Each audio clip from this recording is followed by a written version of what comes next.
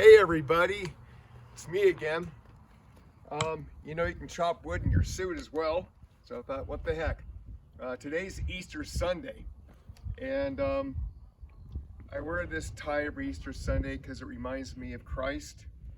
It says choose life, and Christ chose life for you and me. And so let's chop some wood. Got it. Anyway, had an unusual Easter Sunday today. Laurie and I went to two churches today. First, we went to the Catholic Church where Ben attends. Our son Ben is a recently minted Catholic, and he sings in the choir there. And we got there late. It's just kind of funny how it worked out. We got to church very late. Here's my little doggy. Hey, Tucker. Anyway, so we got there late, and Mass had already begun, and we had to go to the overflow parking. We had to drive all the way around in the dirt, and then they had us come right to the front door. We parked right by the front door, the closest part we could imagine.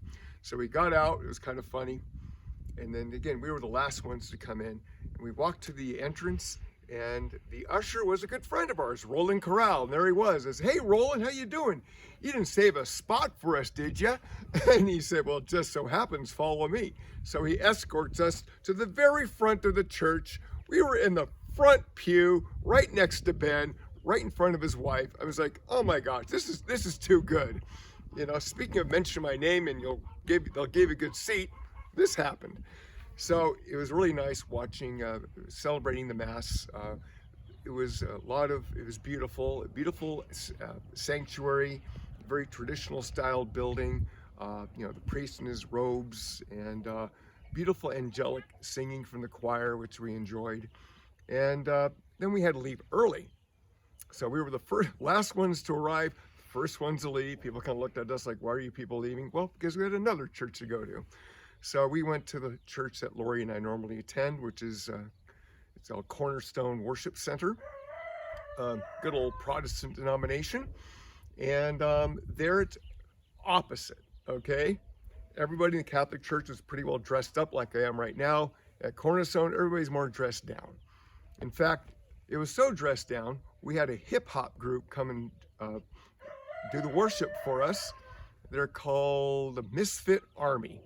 And this hip hop group, they minister to the homeless. Really neat people. They're all yo kind of people, and they minister to the homeless. In fact, they just raise money to buy a mobile shower where they take this shower downtown and give the homeless people a shower, as well as ministering to other needs, whether it be socks, clothing, food, prayer, etc. Anyway, a neat group, completely the opposite. But the funniest thing is basically both the priest and our pastor, who himself is a former addict.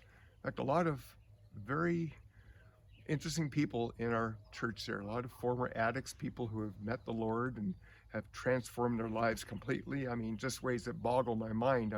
I hear their testimony and mine's just very lukewarm compared to theirs. I'm just, whatever, Anyway, so the common theme was Christ is risen, and he is risen indeed. And that's what we celebrate in our faith today. It's truly the holiest day of the year. I know we love Christmas. Christmas is probably the funnest of our traditions, but Easter is what it's all about. Easter is the day that Jesus rose from the dead.